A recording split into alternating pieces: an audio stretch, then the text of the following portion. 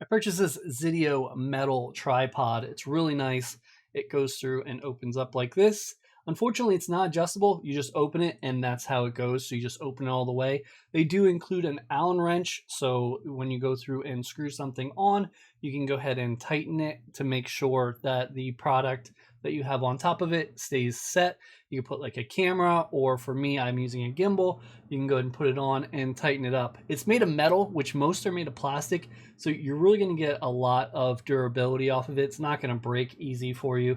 And it is a little heavier than usual, but I kind of like that. Keeps it mounted well. As long as the item's not too large and kind of leaning over far, you'll be fine.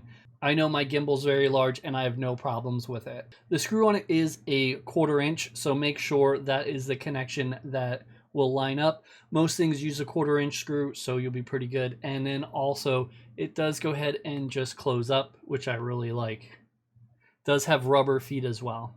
When it's on my gimbal, you can see I can also use it as a handle. It is very comfortable to hold, which was surprising because I didn't think it would be, but it's, works well. And then I just go ahead and open it up when I want and place it where I need to, and I'm good to go.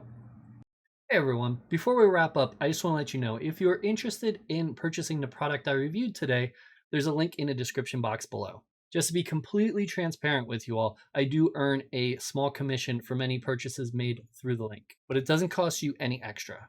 But using my link will go through and support my work, and I generally appreciate that. Your support helps me continue to create more content and provide honest reviews for you.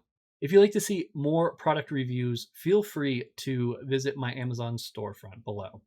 Thank you so much for your support, and I hope my tutorials continue to be helpful to you.